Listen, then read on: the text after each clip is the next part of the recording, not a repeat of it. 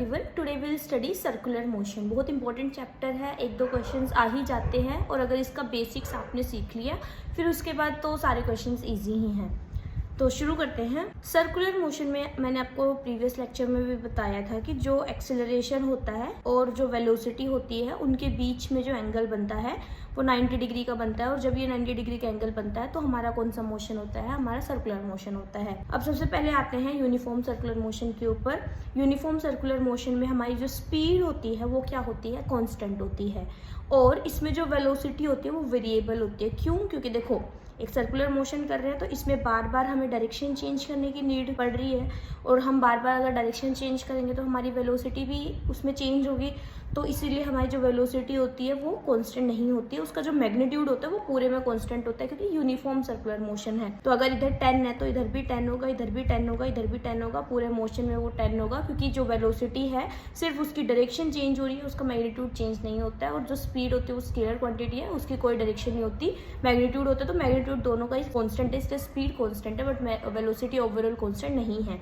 अब देखो, circular motion हो रहा है, सर्कुलर मोशन हो रहा है तो एक्सेलरेशन आ रहा होगा। क्यों? क्योंकि एक्सेलरेशन का काम होता है वेलोसिटी का मैग्नीट्यूड या डायरेक्शन चेंज कराना या दोनों चेंज कराना। तो डायरेक्शन चेंज हो रही है, सर्कुलर मोशन आ रहा होगा। तो इसमें जो सर्कुलर मोशन एक्ट कर रहा है यूनिफॉर्म सर्कुलर मोशन में, जहाँ पे सिर्फ डायरेक्शन चेंज हो रही है, तो वो कौन सा एक्सेलरेशन होता है? वो होता है सेंट्रीपिटल एक्सेलरेशन। सेंट्रीपिटल एक्सेलरेशन कहाँ एक्ट करता है? तो वो always towards the centre act करता है। अब सेंट्रीपिटल एक्सेलरेशन क्या करा रहा है? डायरेक्शन चेंज करा रहा है, इसकी वजह से सर्कुलर मोशन हो रहा है, परपेंडिकुलर टू द वेलोसिटी होगा, मतलब टूवर्ड्स द सेंटर एक्ट करता है। हमेशा याद रखना, देखो सेंट्रीपिटल एक्सेलरेशन हमेशा टूवर्ड्स द सेंटर मतलब perpendicular to the velocity act कर रहा है। अब ये जो सेंट्रीपिटल एक्सेलरेशन है ये यूनिफॉर्म नहीं है क्योंकि डायरेक्शन चेंज हो रही है, मैग्नीट्यूड कांस्टेंट है। इसका फॉर्मूला क्या होता है? इसका होता है फॉर्मूला v² × r। अगर मैं इसको ओमेगा की टर्म्स में लिखूं तो वो होता है v ओमेगा। आगे मैं बता दूंगी कैसे आया, अभी के लिए देख लो। v²/r तो रट के रखना कि v²/r इसका फॉर्मूला होता है एंड v ओमेगा भी इसका एक फॉर्मूला होता है ओमेगा की टर्म्स में। अगर रेडियस की टर्म्स में आए तो ये वाला फॉर्मूला होता है। अगर वेलोसिटी इंक्रीज करेगी तो सेंट्रीपिटल एक्सेलरेशन जो होता है हमारा वो भी इंक्रीज करेगा। वेलोसिटी एंड एक्सेलरेशन दोनों के दोनों क्या होते हैं इसमें? नॉन यूनिफॉर्म, क्योंकि जो हमारी डायरेक्शन होती है वो हमारी क्या है? चेंज हो रही है। अब याद रखना इंपॉर्टेंट है, जो हमारी एंगुलर वेलोसिटी है, जो ओमेगा हमारा एक्ट कर रहा है यहाँ पे, वो क्या होता है? यूनिफॉर्म होता है, कांस्टेंट होता है, चेंज नहीं हो रहा होता है। वो हमारा क्या होता है? एक्सियल वेक्टर होता है, अलोंग द एक्सिस एक्ट करता है। इसका फॉर्मूला क्या होता है? v/r फॉर्मूला होता है। ओमेगा का फॉर्मूला याद रखना, v हमारी क्या है यहाँ पे? स्पीड है एंड r क्या है? रेडियस है। v = r ओमेगा मैं यहाँ से लिख सकती हूँ। एंड हम अगर मैं क्रॉस प्रोडक्ट में देखूँ, क्रॉस प्रोडक्ट जो आपने वेक्टर में सीखा होगा वो होता है v = ओमेगा क्रॉस r। कभी भी r क्रॉस ओमेगा मत करना, उल्टा आंसर आएगा। वोर से याद रखना, वोर से क्या होगा? Omega cross r। ओमेगा क्या होता है? एंगुलर वेलोसिटी होती है, तो उसका एक और फॉर्मूला है 2π है, फ्रीक्वेंसी की फॉर्म है। फ्रीक्वेंसी को आपको पता है 1/टाइम पीरियड लिख सकते हैं, तो मैंने यहाँ पे क्या करा? टाइम पीरियड की फॉर्म में भी लिख दिया इसको, ओमेगा को। अब ये ओमेगा है क्या? ये चीज़, ये ओमेगा जो हमारा है एंगुलर वेलोसिटी, क्योंकि देखो अभी हमने लीनियर मोशन पढ़ा, 1D मोशन पढ़ा, उसमें x क्या था? डिस्प्लेसमेंट, v क्या था? वेलोसिटी एंड a क्या? एक्सेलरेशन। अब यहाँ पे सर्कुलर मोशन में चीज़ें वही हैं बट क्या है? उनका नाम बदल गया। अब x की जगह हमारे यहाँ पे आ जाता है थीटा। थीटा क्या चीज़ है? ये है एंगुलर डिस्प्लेसमेंट। एंगुलर क्यों आ गई है? क्योंकि एक एंगल बन रहा है, एक सर्किल में मूव कर रहे हैं, तो डिस्प्लेसमेंट की जगह हमारे पास क्या आ गया? Angular displacement. अगर आपने वो सब अच्छे से सीखा होगा तो ये तो आ ही जाएगा। v क्या है? उसमें था हमारे पास वेलोसिटी, तो यहाँ पे v की जगह हमारे पास क्या आ गई? ओमेगा। ओमेगा क्या है? एंगुलर वेलोसिटी, क्योंकि एंगल में घूम रहे हैं, सर्कल में घूम रहे हैं। a क्या था? एक्सेलरेशन। यहाँ पे अल्फा क्या आ गया? Angular acceleration. तो हम कैसे निकालते थे इसका? x का डिफरेंशिएशन करते थे तो वेलोसिटी आती थी, वेलोसिटी का डिफरेंशिएशन करते थे तो एक्सेलरेशन आता था। सिमिलर हेयर यहाँ पे क्या है कि अगर हम थीटा का मतलब एंगुलर डिस्प्लेसमेंट का अगर हम डिफरेंशिएशन करेंगे तो हमको एंगुलर वेलोसिटी मिलेगी, और अगर एंगुलर वेलोसिटी का डिफरेंशिएशन करते हैं तो एंगुलर एक्सेलरेशन मिलता है। और ये जो थीटा है हमारा, ये क्या? एंगुलर डिस्प्लेसमेंट, रेडियन इसकी यूनिट होती है, याद रखना रेडियन यूनिट होती है, मीटर नहीं, रेडियन, हमेशा रेडियन में रखना। अब जैसे कि ये क्वेश्चन अगर आपको बेसिक समझ आया तो ये क्वेश्चन भी समझ आएगा। अब यहाँ पे कोई पार्टिकल है, ए से बी चला गया, इसने क्या करा? 90 डिग्री का एंगल कवर किया 2 सेकंड में। अब ओमेगा पूछा, वहाँ पे अगर मैं वेलोसिटी आपसे पूछती तो आप क्या बोलते थे? टोटल डिस्टेंस अपॉन में टाइम। इस तरीके से यहाँ पे ओमेगा तो सेम ही चीज़ है। अब हम वहाँ पे तो हम क्या करते थे? डिस्टेंसेस कवर करते थे, प्लेन होता था बिल्कुल। यहाँ पे क्या कवर कर रहे हैं? एंगल कवर कर रहे हैं, तो क्या हमारा फॉर्मूला बन जाएगा? टोटल एंगल अपॉन में टोटल टाइम। अब ये जो एंगल होता है डिग्री में नहीं रखते हैं, रेडियन में रखते हैं, याद रखना। तो 90 डिग्री मैंने ये बेसिक्स में आपको कन्वर्जन सिखाए हैं कि आप एंगल्स को कैसे कन्वर्ट करोगे। तो 90 डिग्री को हम क्या लिखते हैं, π/2, एंड जो हमारा टाइम है कितना, 2 सेकेंड। तो आंसर कितना आ गया हमारा, π/4 रेडियन पर सेकेंड। सेम होगा, वहाँ पे मीटर पर सेकेंड होता था, यहाँ पे रेडियन पर सेकेंड होगा। अब ये क्वेश्चन देखो, इसमें देखो इन्होंने बोला है कि 2 रोटेशन इसने किए हैं 10 सेकेंड में, तो ओमेगा बताओ। अब ओमेगा क्या होता है, वही टोटल एंगल अपन में टोटल टाइम। अब आपको पता है एक सर्किल में पूरा कितना एंगल होता है, 360 डिग्री। 360 डिग्री को अगर मैं रेडियन में लिखूँ तो क्या होता है, पाई होता है। अब इसने 2 रोटेशन किए हैं, मतलब क्या करा कि 2 चक्कर काट लिए सर्किल के। 2 चक्कर में उसने क्या करा, 360 और 360 2 बार कवर किया, क्योंकि पूरा जो टोटल एंगल होता है एक सर्कल का 360 डिग्री होता है। तो इसने क्या करा, पाई प्लस पाई किया, मतलब 2 पाई डिस्टेंस कवर किया पूरे उसमें सर्किल में 2 चक्कर काटने के बाद। कितने टाइम में, 10 सेकेंड में। आंसर क्या आ गया हमारा, π/5 रेडियन पर सेकेंड। तो ये बेसिक चीज़ें आई होप क्लियर हुई होंगी आपको। अब ये क्वेश्चन है कि एक सर्कुलर ऑर्बिट में 2 सैटेलाइट घूम रही है जिसका रेडियस r1 एंड r2 है। इन्होंने बोला कि एंगुलर वेलोसिटी जो है वो सेम है दोनों की, मतलब ω1 = ω2। इन्होंने बोला सेंट्रीपिटल एक्सीलरेशन बता दो। अब ये वाले क्वेश्चन में सेंट्रीपिटल एक्सीलरेशन का हमारा जो फॉर्मूला होता है वो मैंने कितना बताया था, v²/r, या फिर एक और फॉर्मूला होता है ω² × r, ये वाला फॉर्मूला होता है। और एक और फॉर्मूला होता है हमारा कौन सा, ω/v। तो ये सब याद रखना। तो हमें ये वाला फॉर्मूला यूज़ करना। अब आपको कैसे पता ये वाला फॉर्मूला यूज़ करने, क्योंकि देखो क्वेश्चन में ओमेगा गिवन है एंड आर गिवन है, तो ओमेगा तो यही है फॉर्मूले में। तो अब इसमें देखो ओमेगा सेम है तो सेंट्रीपिटल एक्सीलरेशन भी क्या होगा, सेम होगा। तो आंसर कितना आएगा, 1:1।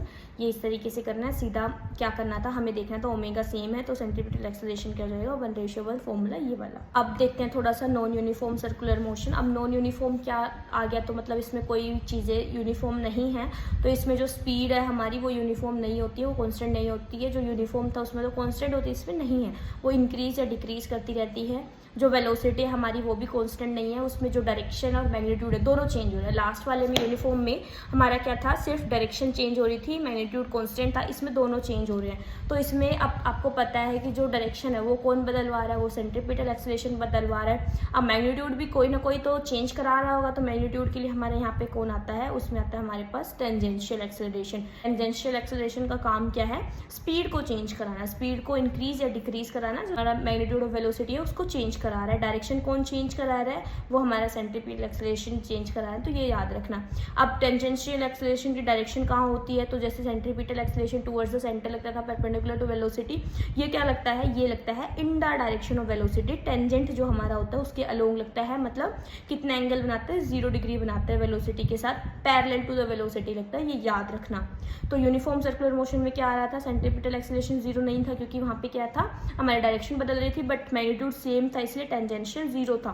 नॉन यूनिफॉर्म में क्या है, दोनों के दोनों 0 नहीं है, क्योंकि डायरेक्शन भी बदल रही है और मैग्नीट्यूड भी बदल रहा है। तो यहाँ पे टेंजेंशियल एक्सीलरेशन का फॉर्मूला क्या आ जाता है, आर अल्फा।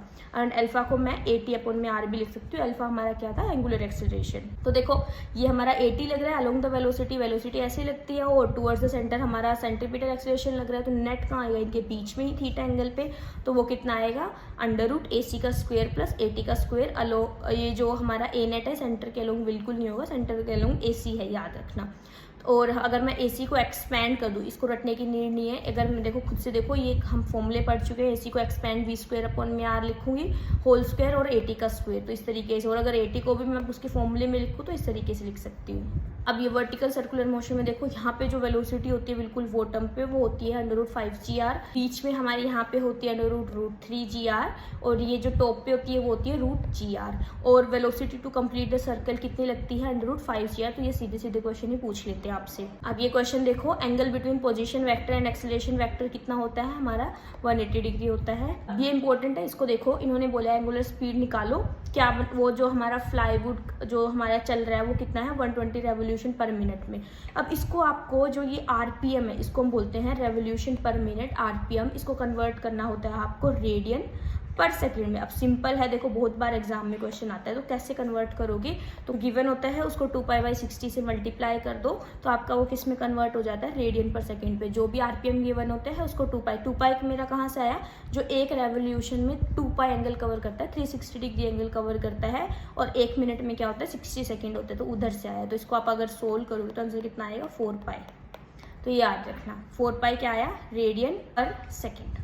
जैसे ये क्वेश्चन है कि हमने क्या करा, एक स्टोन ऑफ मास m को हमने टाई कर दिया एक स्ट्रिंग से, और उसको हमने स्ट्रिंग की लेंथ l है और उसको पूरे सर्कल में रोटेट किया विद कांस्टेंट स्पीड v, तो मतलब यूनिफॉर्म सर्कुलर मोशन हो रहा है। तो ये बोल रहा है कि अगर वो स्टोन हमारा छूट जाए यहाँ से स्ट्रिंग से, अगर कट हो जाए तो कहाँ पे वो स्टोन जाके गिरेगा, तो वो अलोंग द टेंजेंट ही गिरेगा, ऐसे घूम रहा है अलोंग द टेंजेंट ही गिरेगा वो जाके, अगर ऐसे घूम रहा है तो अलोंग द टेंजेंट जाएगा, स्ट्रिंग ब्रेक होगी तो जो सेंट्रीपिटल फोर्स लग रही है अंदर की तरफ वो क्या हो जाएगी, जीरो हो जाएगा, जिसकी वजह से एक्सेलरेशन जीरो हो जाएगा। तो जो स्टोन है वो स्ट्रेट मूव हो जाएगा, मतलब अलोंग द टेंजेंट ही मूव करेगा। ये क्वेश्चन है, एक कार है जो हमारे पास circular path of radius r में सर्कुलेट कर रही है, उसकी वेलोसिटी v है और rate of increase of speed is a।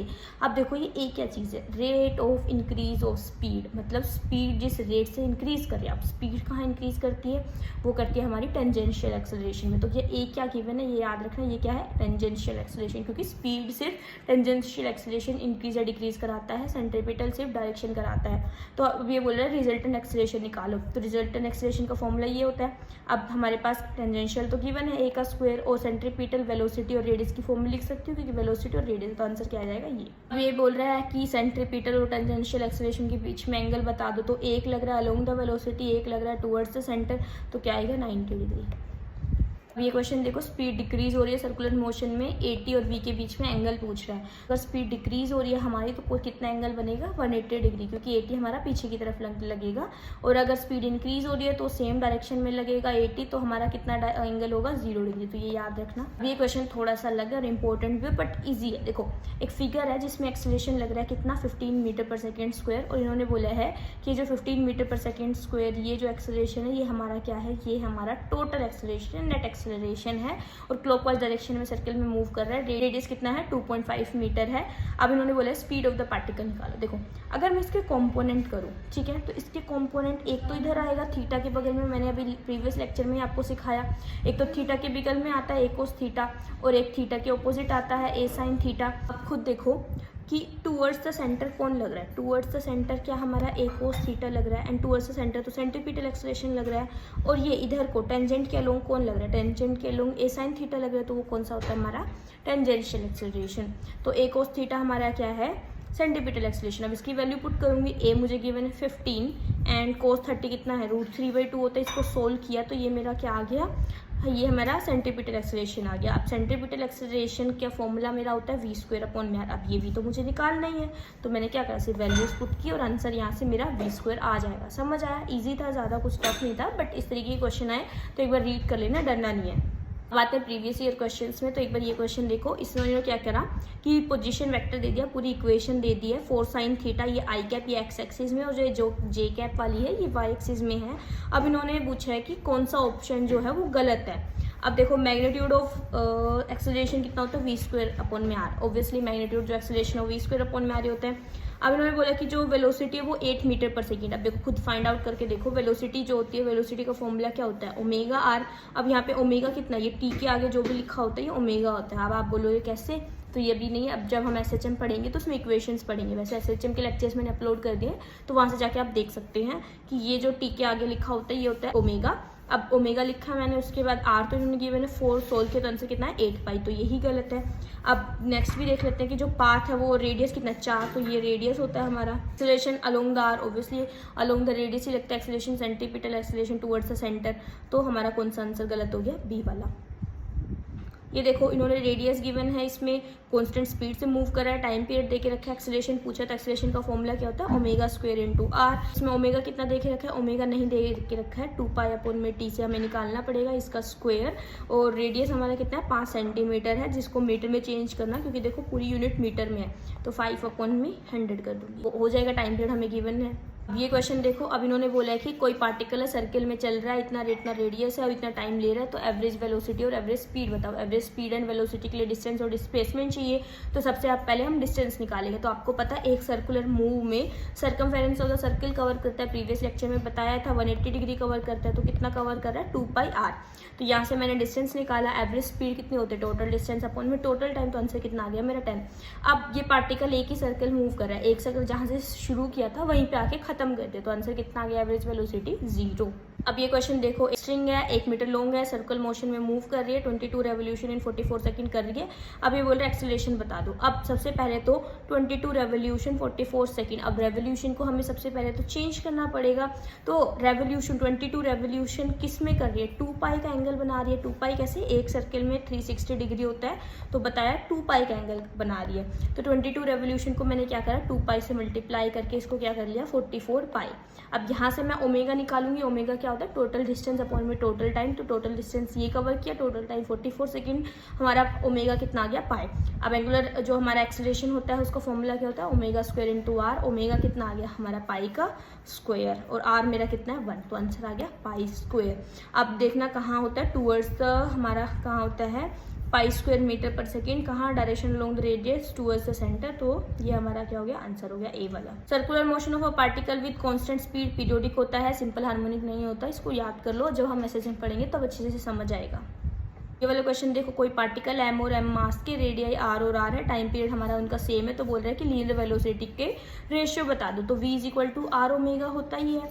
And यहाँ पे इन्होंने बोल दिया कि ऑलरेडी कि हमारा जो टाइम पीरियड सेम, मतलब ओमेगा भी सेम होगा। तो वेलोसिटी किस पे डिपेंड की, रेडियस पे। तो आंसर क्या जाएगा, सी वाला, आर अपॉन में आर। यहाँ पे बोल रहा है इस वाले क्वेश्चन में कि हमारी जो स्ट्रिंग है वो किस ओरिएंटेशन पे टूटेगी।